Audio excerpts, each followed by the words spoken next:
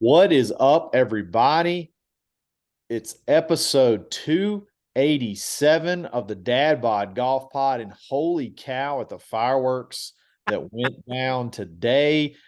We cannot wait to talk about this. It's Kyle and Ben, and I can't even imagine a better better content to discuss than what all went down today. And we're going to get to it. LIV and PGA Tour have merged. We're going to give you all the details. We're going to tell you some winners and losers of today, and then just what this overall means, possibly some predictions on what we think is going to play out in the future. Oh, and the DP World Tour. Don't forget about the fuzzy foreigners. Yeah, and the DP World Tour, whatever. That doesn't matter. Anyway, but tonight's episode is brought to you by Bet Online, the number one sports betting website in the country. There was a prop bet plus like 100,000. Would the PGA Tour and LIV merge? And that whoever went out there and hit that bet, you're raking it in today because they have merged. There's tons of lines like that. There's future. You can go ahead and be. I assume you're going to start seeing some PGA Tour LIV Tour guys sprinkle back into maybe some PGA Tour events. If not this year, early next year, you could probably already go ahead and get some of those futures. What a time to be alive! What a time to bet and have some fun. Go online, use coupon code BLEAV BLEAV for your initial deposit. Get a 50% welcome bonus. That's enough of that. Let's get into this. Bet Online is where the game starts. It's where the merger starts. Ben, today was the day that no one saw this coming, but the Saudi don't say that. Donald Trump saw it coming. One person saw it coming, and he's taking a victory lap. That's Donald Trump, who predicted this. Said the players that did not take the money were going to be sorry because there would be a merger. Everybody laughed at him, and hot damn, there's a merger today.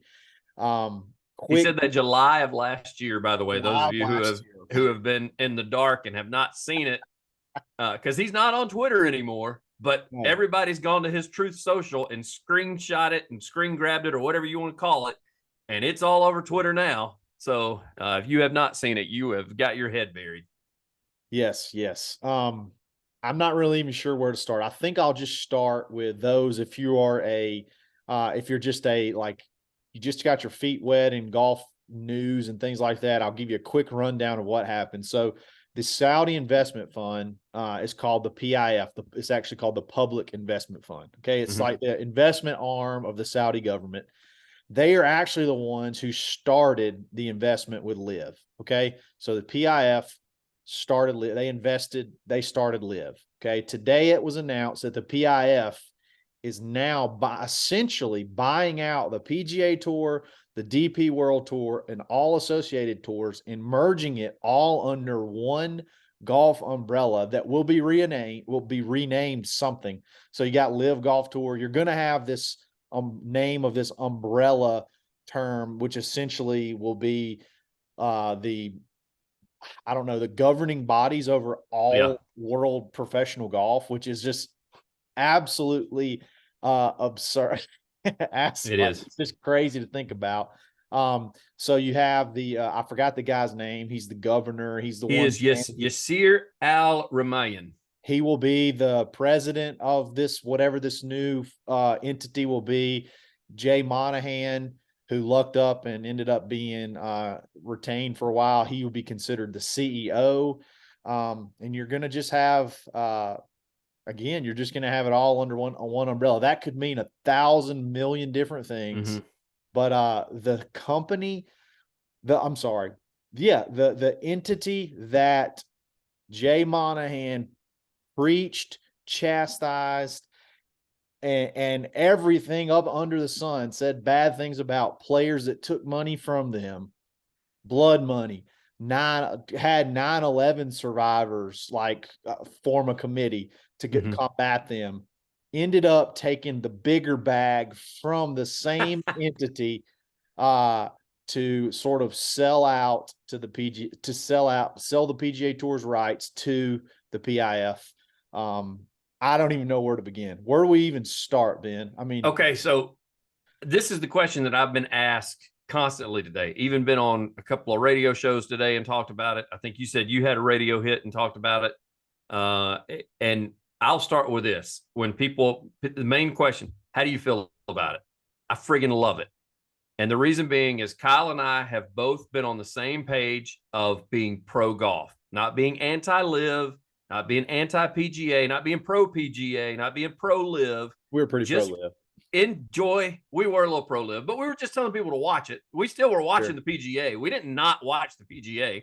And so this kind of stuck with what we've said the whole time. Just enjoy golf, man. Just enjoy golf, no matter where they're playing, no matter what they're doing. Enjoy the team aspect, enjoy the individual aspect. Well, now we're going to get a little bit of it all. So I said, there's been so many people that have just been anti whatever it is. And I'm just glad that I'm glad this took place. I think it's great for golf. Golf, talk about growing the game, Kyle. Golf is something that is a very niche sport. I mean, let's call it what it is. I mean, there's just certain people that follow it, even people that follow it. Not everybody watches it like you and I do. I mean, you and I will sit and watch it at midnight if it's on television. And so this has made the headlines. It's on Fox News, CNN, MSNBC is where they did the interview today with Monahan. They didn't do CNBC. Yeah. They did not do it on Golf Channel. They didn't do it on NBC Sports. They didn't do it on CBS Sports. They did it on CNBC. So this has made national headlines, which is great for golf, in my opinion. Now, it ain't been the greatest of headlines that it's made, but still, it's rock star publicity. You get your name out there. Now people are talking about the PGA that probably wouldn't have talked about the PGA today. Not on a random Tuesday. So here's my question for you, Ben. Why did this happen the way it did? Why? I don't know. And Jay Monahan will not answer that. Do you have any theories? Because I have two. My one theory is I think that this has been in the works from the onset. That's like a third possible theory. We talked about this they were in cahoots the whole time. We said we were being duped. We said we were in cahoots. They were in cahoots. It didn't play out like I thought it would. No. One thing that's going to be something that I talk about a little later, I think was my dream, is going to lose out, but we'll discuss that later. But that is a possibility. But here's my two theories. Okay. One more so than the other, and one is because some specific verbiage kept being used early on. So here's my first one. The first one, and this is probably my 1B. Okay.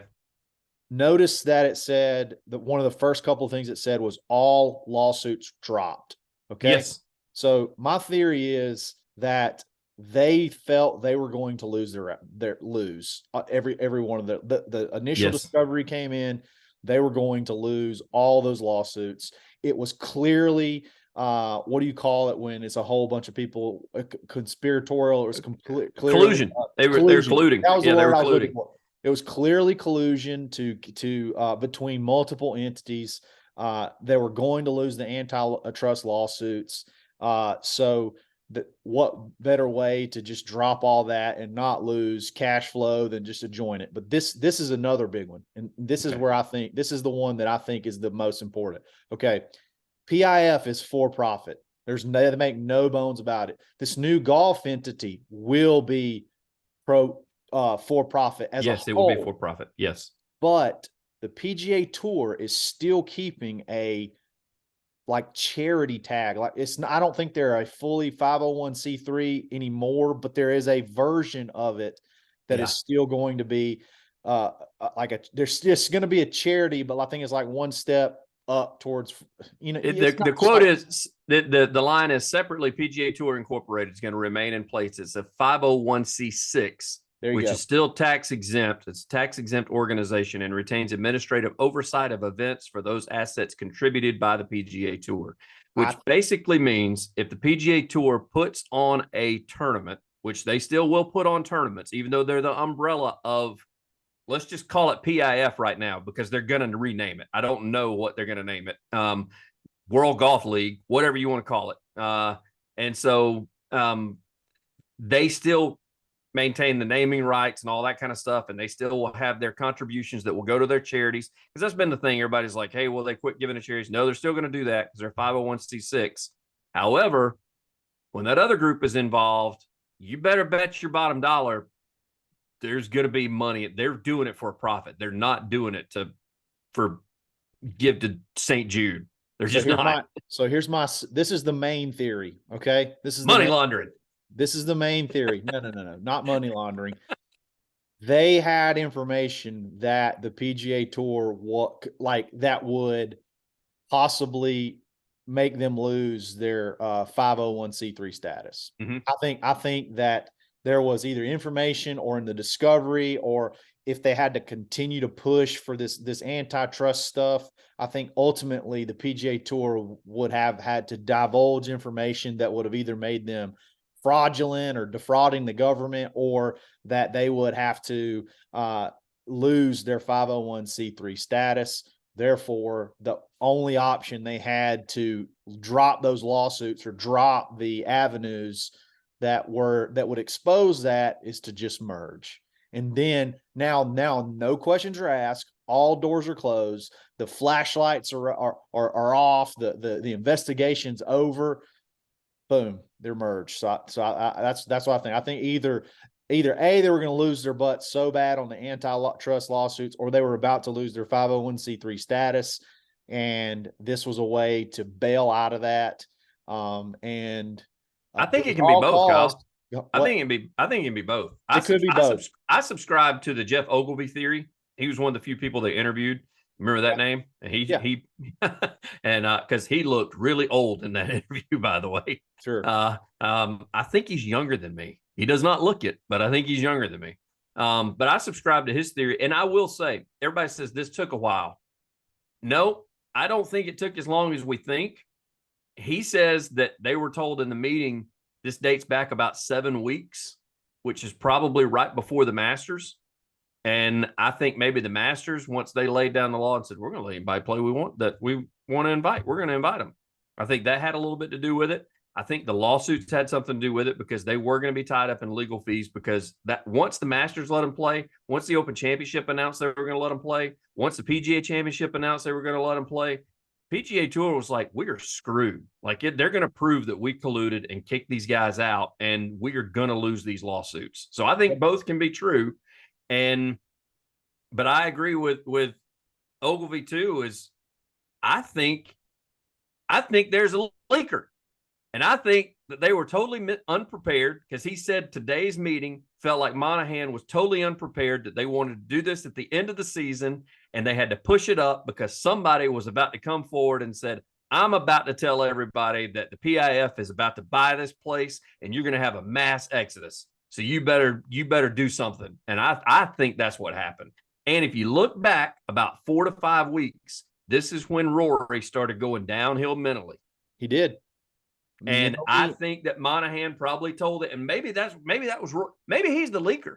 Maybe Rory said, this is bothering the hell out of me, and you need to do something. Because if you don't, you're the one that put me and JT as the face of this organization. I'm going to call JT up and I'm going to say, you know what? They're screwing us, man. And we're about to say something about it. And I don't know that that's me, total speculation, but Ogilvy's also in the broadcast realm now. So I think he was just as interested to get to the bottom of it as he was as a player, just because I think this will launch his broadcast career a little bit further if he's able to break something.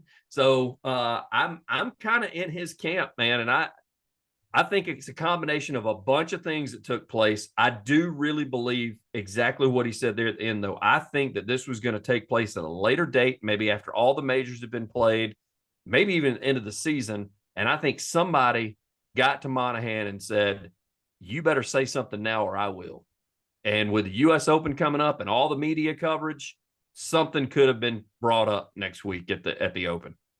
Yeah, you want to break news on your own terms. You don't want it to be, even if especially if it's possibly ill perceived news. So there's definitely something to that, because they say that there's only like 3 people and Jay Monahan in on this whole discussion. Yes. There's just no way you can keep that. There's no way this could stay a secret, this monumental of a deal for so very long. Like, well, they were doing it publicly. Kyle, the guy, the Yasir Al Ramayan, which I don't know if I'm saying that right or not, but let's just call it that.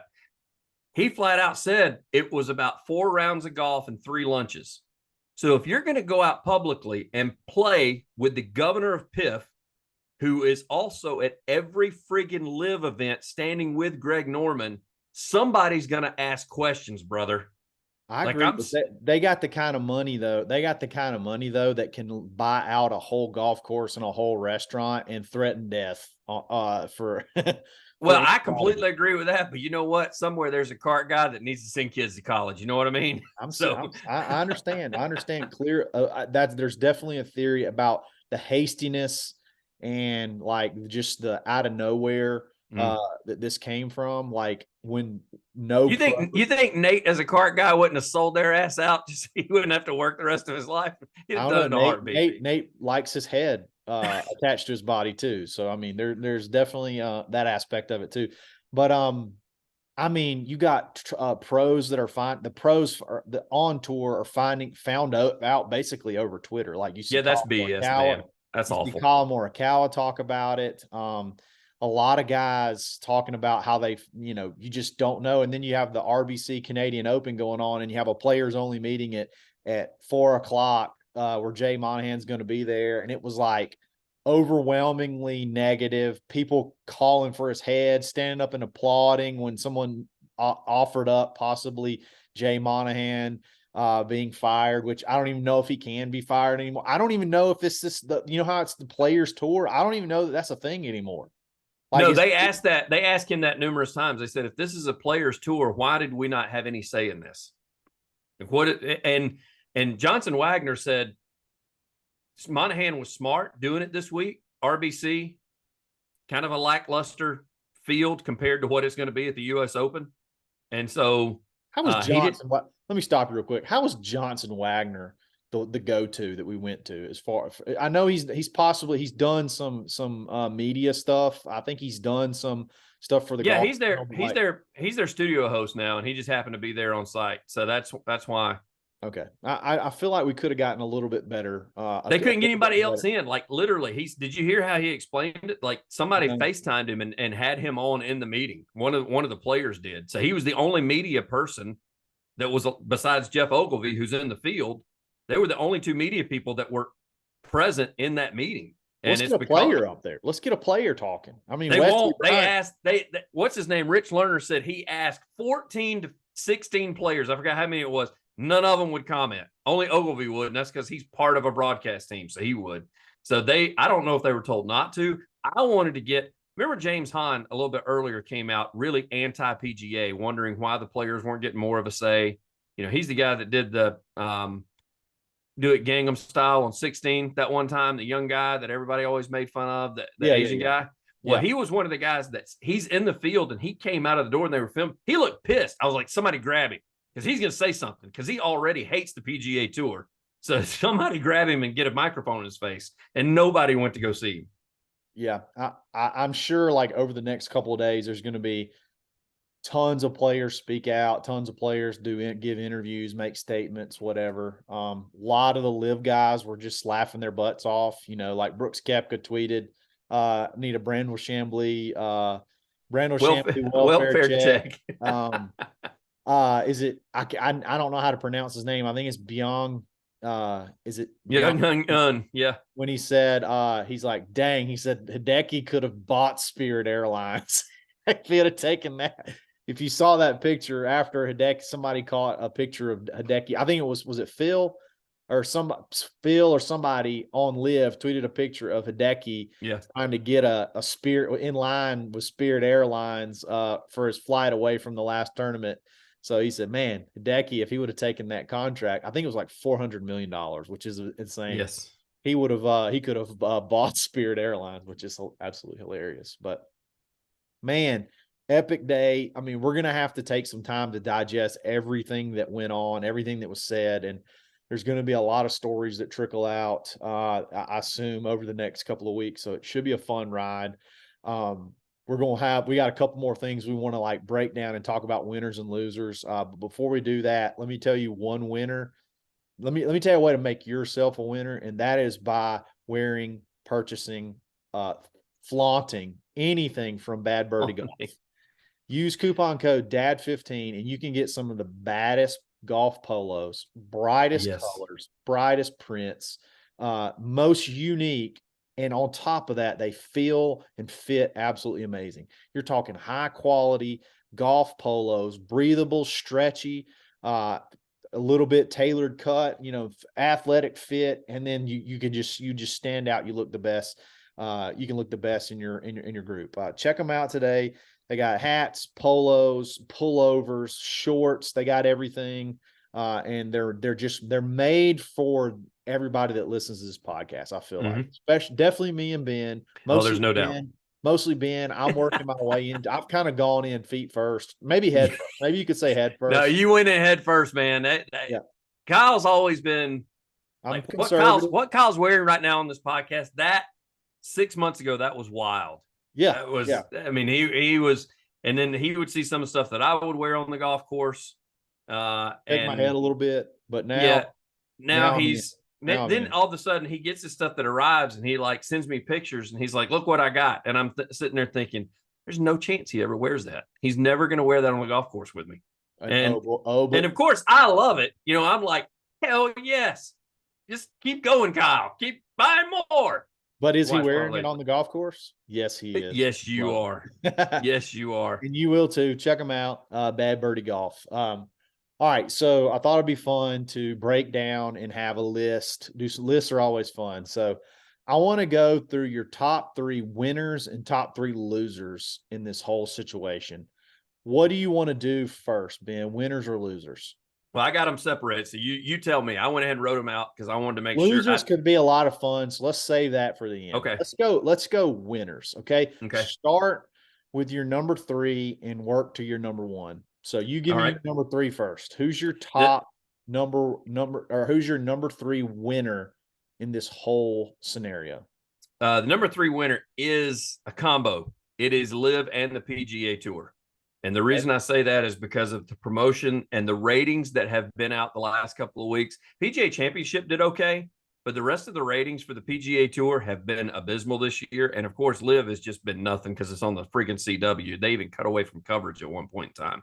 So I think that this will bring more people to golf just to see what the hell's going on. They're going to go watch it just to see what's happening and what's talked about because they're curious. So I think from that standpoint, I think both tours right now are one of the winners in all of this as a whole, just because, as I said when we started the pod earlier tonight, people are talking about golf again, something that you and I love to talk about, but other people are just like, oh yeah, tell me about, like, even callers that you can hear on sports shows, like they were asking questions about golf that they didn't talk about football, they didn't talk about transfer portal, they were talking about golf today. And I think that's a good thing. So I'm going with LIV and PGA as being the number 3. Cool. On the winner side. On the winner side. My number 3, you could say all the players that took the bag are winners, but one in particular is Harold Varner. And let me tell you why I think Harold Varner is the big winner. My number 3 big winner is because he didn't shy away for why he took the money. He was very candid, very upfront. Hey, I'm starting a family. They're giving me 70 million or whatever it was, $100 million. I'm taking the money. So he took the money, and not more than likely, it's going to happen. He's going to be back on the PGA Tour with all the money that he took, and everybody on the PGA Tour is going to be happy that he's back because they all love him, and he was honest about why he left. So he played the whole move absolutely perfect. He won while he was over there. He just won $4 million. Yeah, exactly. And on top of all the money he brought home, and he gets to come back to the PGA Tour now. big winner. Not my top winner, but he is a big winner. Yeah, right. I completely agree. All right, my number 2, kind of along the same lines as you as far as winner. Fig Jam. I think Phil has come from a phoenix rising from the ashes between his Twitter fodder back and forth between Brandel and some of the other guys, even Colt Knost, where he's called Colt Knost out for saying things and even telling Colt there's more to it than you even have a clue about. I think Phil knew. I think he knew what was going on. I think he was in with them. And so he had an idea of what was happening. And another reason being is because Phil dug himself a hole. Let's call it what it was. I mean, his interviews where he completely stuck his foot in his mouth, and now he's the one, just like you talked about. Now he won't have the welcome back that Harold does, that HV3 does. He should. But the fact that Phil they should carry him in. They should carry him in on on. Oh, they should. He is responsible. Ride in on an elephant. The elevated events are because of Phil Mickelson. Let me just go ahead and tell you that right now. Sure, all of it. All the way Tiger produced purses back in the 2000s that started going above $1 million. Phil has done that by going to LIV and calling the PGA Tour out for sitting on $1 billion in a trust fund that they weren't sharing with anybody. Phil called them out, and they started paying people in these elevated events. So you're right. Anybody that's on the PGA Tour that does not like Phil, you're stupid. Because the whole reason you're getting a paycheck right now that is what it is on an elevated event is because of him running his mouth too much. I mean, the guy, listen to the winner he is. He's paid off his gambling debt with the money they received from LIV, because they talked about how he was $200 million in debt. That's done. No longer $200 million in debt. He is still making money along with his team making money, and he's even won an event, and he ended his PGA Tour career at the time with a major. Yep. And then went and got the bag here, lost his card, fixing to get it back, Kyle. And he's still been allowed to play in the majors, in the Masters, PGA Championship. We'll see him in the U.S. Open. And more than likely, I assume he can possibly get back on the Champions Tour. Yes. The guy is going to be winning at life when it all happens. Do you think that this whole thing culminates in his reputation with other players being fixed, or do you think it's still, Phil, you're still kind of a dick for leaving, or starting this whole thing? I'm always been curious about that, because it's like, on one hand, you screwed up this thing we had going, and maybe some of us didn't like it, some of us didn't, but on the other hand, I'm making a crap load more money because of Tiger making golf popular and getting it to this point, and then you leveraging it absolutely flawlessly. So I don't know. What do you think about that? I think that they may publicly disagree with him, kind of like people publicly disagree with Brooks, and then you see Rory giving Brooks a hug after the PGA Championship win. Yeah. I think behind closed doors, I think that they do appreciate what Phil did, because Phil called the PGA Tour on their BS. Phil was the ultimate team player. He definitely was. I mean, between he and I not as much, but listening to Pat Perez interviews, when he has said that he and Phil have been approaching the PGA Tour for years about the way they've handled their finances and how they're treating players, and nothing being done about it. I think that the PGA Tour owes the two of them a big thank you for giving the middle finger to the PGA Tour, going somewhere else, and then they've been able to leverage that into getting themselves back into the PGA Tour. Sure. All right, my number 2 big winner is us, fans. Golf podcast, golf content. Golf, golf nuts. Your guys are going to be back. Maybe not by the end of this year, but by next year, they're going to be back on tour. There's going to be all these I'm sure all the things that we loved about the LIV tour, whether it be the laid back atmosphere, hopefully the better treatment of caddies, the team aspect, tons of that is going to be all back, making one incredibly awesome product for us to watch. Hopefully it makes events a whole lot more, a whole lot more fun. I think the fans, I think golf people in general win big time. Brandel said it's the saddest day in golf history. I could not imagine a statement being so opposite of what actually is going on than that, and like that could ever be said. Golf fans, hey, we won big time. We won bigly on this. All right, Ben, hit me with your number one. That's it. It's us. It's the golf fans. It's the golf world. That's my number one. And the reason being is because you and I are getting exactly what we wanted. We wanted more team events. We wanted more match play events. We wanted, more coverage. And they have said that all of that is headed our way when this gets kicked off in 2024. So we're going to see team events. We're going to see, individual events. We're going to see match play events. You're going to see your regular events that are going to be different and be, we're going to see music on the course on national television. Yes. People, these old fogies that had the old way of playing golf, I think it has its purpose. When let's just call it what it is. When you and I go to Shoal, we enjoy the history and we enjoy the quiet and all that kind of stuff. I got to be honest with you. When we're playing at AU Club and it's just me and you and we got music jamming and we're having a good time and we're laughing and we're having drinks, I love that too. I love both sides of it. And I think we're going to get to see all that now that all this is coming together. And I think that that's great for fans. I think it's great for golf. I think it will get more kids interested in it as well, just because it won't look like the boring golf. So people will end up nobody's had a bad time at a live event, by the way, in case anybody's asking. Can't do it. Possible. No, it's like going to Scottsdale every weekend whenever they have a live event. They're going to carry that over. I think it's great that's my number one. I think it's great for golf, great for fans. All right, here's my number one. I was waiting on this because I thought we'd both choose fans and golf as being the number one. Can you imagine being these people that came up with this idea and all this happens literally the first season and second season that you start this project, and that is the Full Swing documentary, guys. Oh my gosh, I didn't think of that. Cow. Okay, think about this. Think about like you come up with a business idea, and there's so many like options that can happen, so many outcomes.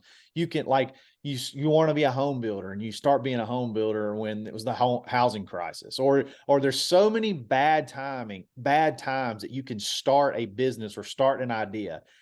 This could not have been the more opposite of that. Yeah. If you start a documentary the year the LIV Tour is created, you start a documentary series about golf to get people interested into golf the year that the LIV Tour was created. And then you are on site filming when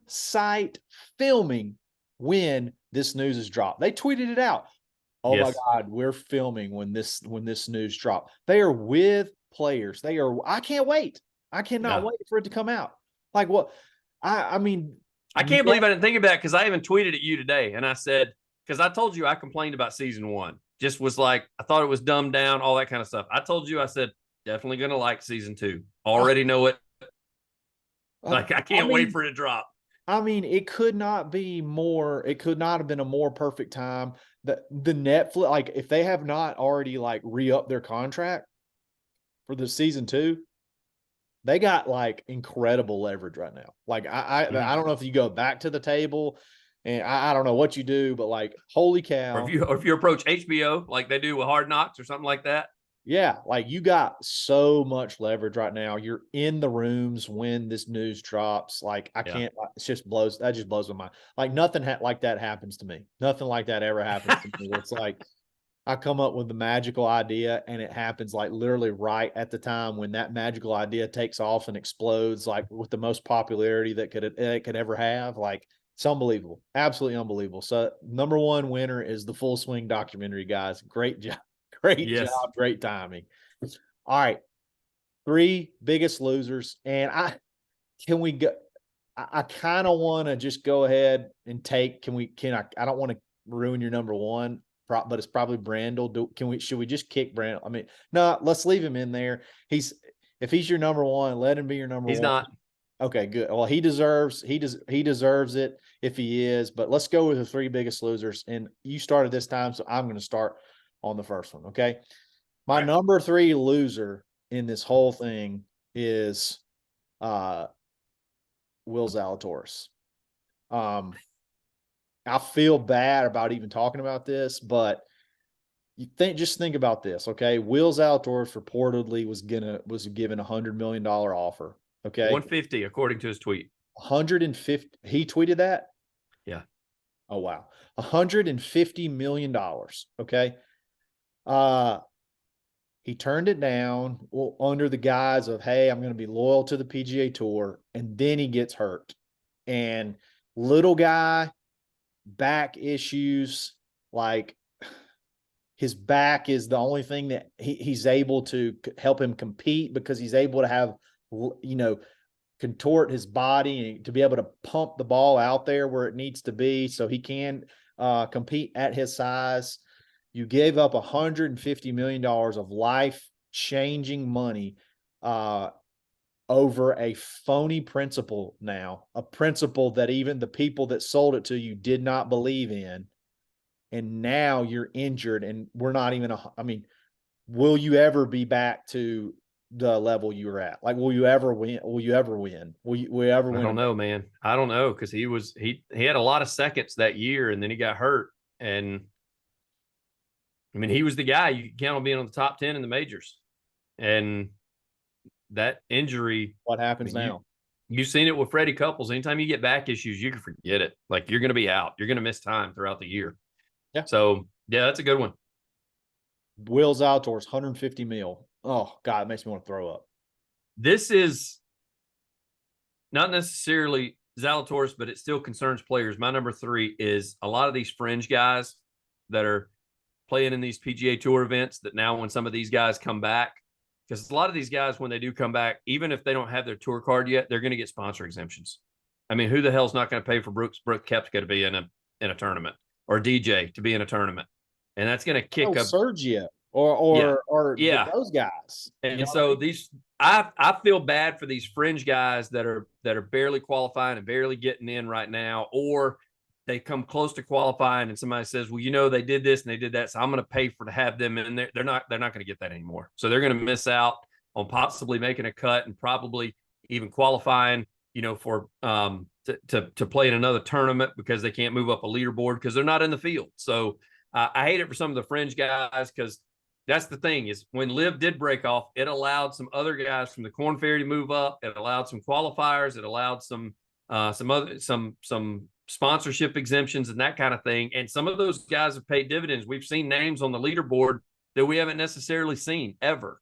And because you and I have been texting, and we're like, who is this guy? We're having to Google his name and see where he went or where he played college. And so I do feel for some of those guys, but I mean, they'll still get their chance. Korn Ferry's still going to be there. I get it. And they still can make a decent living, but man, there's nothing like being able to tee it up and have like a PGA Tour Pro moment that you had during the PGA Championship. So I do feel for some of the fringe guys that are out there that depend on some of those sponsor exemptions that they get.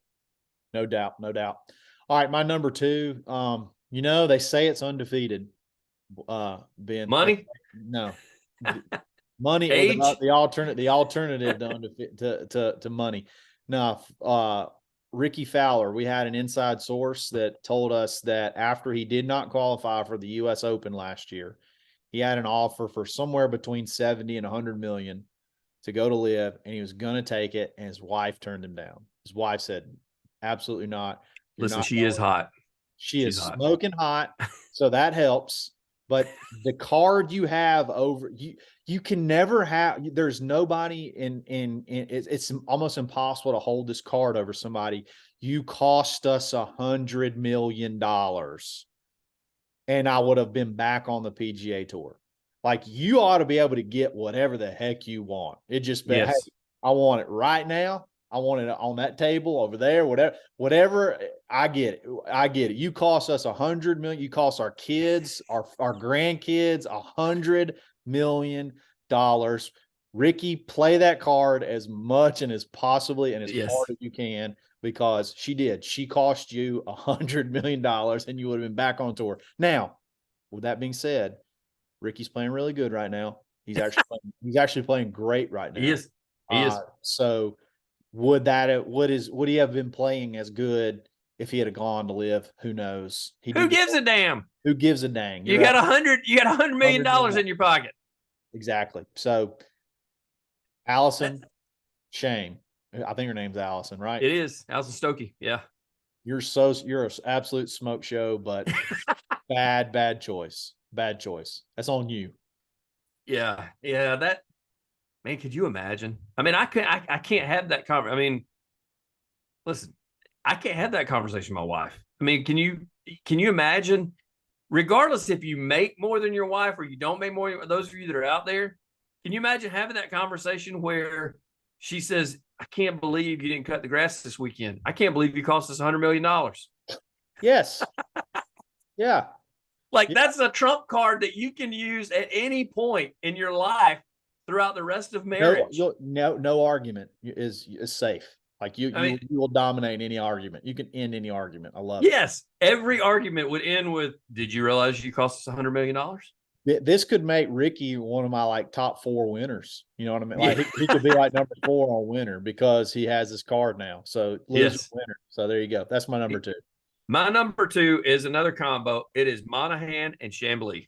It is the combo of both of them, and the reason being is because both of them look like total asses right now. Throw Eamon in there. Throw Eamon Lynch. I'll throw Eamon in there. Eamon's just not as well known. He is in the golf world, but he's just not as well known. Everybody knows Brandel because he's been outspoken. Monahan's been the face of the PGA Tour, so blood money. Everybody knows him. But yeah, everything they've said. And let me tell you something. Brandel, when he finally came on Golf Channel, because that was the thing, I kept it on at work because when I was texting you today about other things, I had to do a radio hit, so I had to stay at work, and so I stayed a little bit later, and so I turned on the Golf Channel, and that's when they bring Brandel. He looked like he had been crying. He looked hurt. I don't know if he had. I would like to think that he had. And same thing for Monahan, because Monahan, as Ogilvy said, I will give Monahan credit. This is the only time I will give him credit. He took all the bullets today when they fired him at him when he was in that meeting. Ogilvy said that every question that they asked him, he said, you were right. I said it, and things have since changed, but I did say it at the time. Like, he took all that. He took full responsibility for it. But those, and I'm going to add a third one in there, Kyle, Greg Norman, because he's going to lose his job. He will, he will not be. That was just brought up too before we came on. SI.com had said something about it. Ben was Ben and has 3 number 2s. Okay. Yes. There are no chances I'm basically, what I'm doing is I'm called, my number 2 is leadership amongst the 2 tours. That's what mine is. And even though Brandel's probably not considered a leader, he's still been the leader of I hate LIV. Yeah. And so he gets thrown in that same thing. So Monahan, Chambly, and Norman. Those are my number 2s. And I think that's very appropriate that they're number 2, all 3 of them. There you go. So think about this. So Monahan had the 9/11 survivors, come on, not got them together to give statements. Brandel used the phrase blood money. So if Brandel doesn't immediately resign now, if he resigns, props, you know what? You're consistent. If he stays and he has to cover golf now, they're not going to let him continue to say what they're not going to continue to talk about this. So if just out of principle, if he resigns, you know what, props, at least you're consistent. I don't agree with you, but at least you're consistent. If he stays, holy cow, what a terrible, what a hypocrite. If he stays, he's the biggest hypocrite. Yeah. So my number 1 was Greg Norman. That's why you got mad at me, because I threw that in there. Yeah, because you had 3 number 2s. So that's all right. Yeah, but you took my number 1 on the winner. So there. But I'm gonna throw out another number 1, but I'm gonna briefly go over the Greg Norman thing. Greg Norman was not even a part of these negotiations. That's bad. something about his leadership, the Saudis did not appreciate, did not like. I don't know. Maybe he's just a face and he's not really a commissioner. Maybe he's just, I'm just the celebrity name on the trail. I'm not really a leader. I'm not really a manager, businessman type thing. I don't, when it comes to being a commissioner for golf, I don't know. Big loser. He's going to be out. And with him being out, he doesn't have the ability like Phil and Harold Varner and all these guys to kind of slide back over and get to be buddies. He's out from both sides. So like now he's disliked by maybe everybody. So that's a big loser. So but I'm going to say one, and this isn't, I don't even really know that this is 100% true, but this was like my fantasy. So I'm going to say my fantasy, maybe it's me, but my fantasy was that eventually the President's Cup would become LIV versus the PGA Tour. Yeah. And that's probably gone now. I mean, I don't really know. No, you're not the only one that has said that, Dave. I've heard that from a couple of different people. The President's Tour is still going to be pretty much a dog for the most part. So that sucks. But I was really hoping that. Welcome to the President's Cup, where the golf sucks. It's a bunch of like American studs versus Cam Smith and Mark Leishman. Yes. And Hideki Matsuyama. Listen, I said this before. I said that all the President's Cup has turned into is everything against the Asians and the Asians and the Australians. That's the only two. That's all it is. And the occasional South African. But anyway. Yes. Yeah, so the President's Cup's a pretty big loser, I think, in this because they just have to stay the same. They don't get to do anything cool. That's pretty good. I really hoped the merger would not necessarily be we're going to completely kick LIV out and it's going to be I kind of really hoped it would still be two sort of competing tours. There could be some crossover stuff, but like at the end of the year, every other year, the President's Cup was going to be PGA Tour, LIV Tour, duking it out. Hold hope. That can still happen. That can still happen. They have said with LIV picking weekends that are low weekends for the PGA may be playing less tournaments and doing some LIV crossover and having just LIV tournaments on some weekends. PGA Tour has a team. Maybe there's an actual PGA Tour team in the field. That would be kind of cool. Yeah. Yeah. So that may be something that's just been floated out there. I don't know if there's any truth to it. That would be very cool to do that. Sure. My number one is you're going to hate this because this is multiple people too. I took Tiger out of it. Rory, Rombo, Hideki, Colin, and Zalatoris. So I kind of went with your number three. Rory, 400 plus million. Rombo, 400 plus million. Hideki, 300 plus million. Colin, 100 to 150 plus million. Zalatoris, we thought was 100. Came to find out today, it looked like it may have been like 150 plus million. They got Tiger at 800. The thing is with Tiger, everybody's like, don't you feel bad for Tiger? No, Tiger's the first billion dollar golfer. Like that's a million. Okay. Like 800, 800 million is like me dropping a $20 bill. Like it sucks because I'm going to miss that 20 later on. I'm not going to go broke and not be able to pay bills because I lost that $20 bill. That's what Tiger missed out on when he missed out on the 800 million. So I didn't throw him in there, but the other guys, the 400 million, 300, 150 with Roars, Rombo, Hideki, Colin, and Zally. Man, if Phil could have been in y'all's ear or somebody could have been here to say, look, I'm telling you, you need to come because they'd have been talking to Trump. He'd have told them. They'd have been talking to Trump. And they did because that is Colin, especially with his tweet today, hate reading news on Twitter. I mean, the fact that he was convinced to stay and begged to stay and said he was going to go worth his while. We thought for sure, like Hideki, Rom, and Colin, like there were heavy rumors. Victor Hovland was another one. Heavy rumors. They were gone. And they, for whatever reason, the PGA Tour talked them into staying. Like, like they had one foot in. Yes. I was thinking like is it Scrooge McDuck swimming around in that yes, and his coins, yes, coins. Like they had like 1 foot in that, and then they were talked out of it. It's just and so I feel bad. I think they're the number one losers, and everybody goes, "You really felt bad for them because they missed out." Yeah, because Harold Varner said it best. That's generational money, man. Like I don't think $150 million is a lot of friggin' money, Kyle. Holy cow! I'm sorry. You can live off $1 million a year for 150 years. Yeah. I mean, people that pay yourself $1 million a year for 150 years. Right. And the thing is they say stuff, people say, well, they already do fairly well on the tour. And I'm like, bro, if you win a tournament a week, you're only going to make $1 million a week. That's for 150 weeks straight. If you do that, they're never going to make that money. Yeah. Maybe in endorsements, maybe in sponsorships. And that's the minimum. That's definitely not at one time. Definitely not at one time. No. Like maybe like combined everything over the course of a 30 to 40 year career. And then the businesses you do afterwards, like maybe cumulative, but not like at one time. They'll never see that kind of money. No. And so, yeah, I do feel bad for the players because they, as you said, they had 1 foot out the door.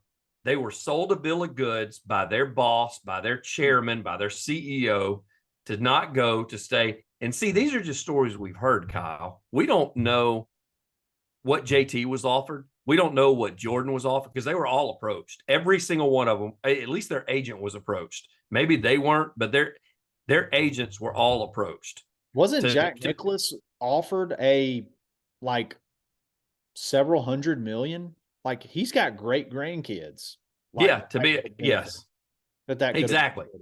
So I mean, he's got like doesn't he have like 14 kids or something? So, and then they all got great grandkids and everything else. So, I do. I feel that's my number one loser is the guys that were sold a bill of goods by the PGA Tour and told, don't go, we'll take care of you. And then they didn't take care of them.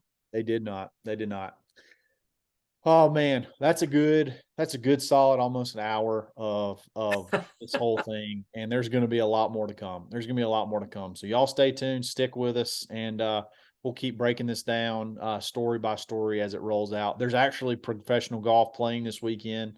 Yes. So, even with all this going on, you got the RBC Canadian Open. We got our Corn Ferry event with a bunch of our buds. Blaine Barber's in the field. So we'll be checking on that. But y'all stay tuned, and we'll talk again soon. Tonight's episode is brought to you by Bet Online. It's episode 287 of the Dad by Golf Pod. Dadgummit, we're always broken.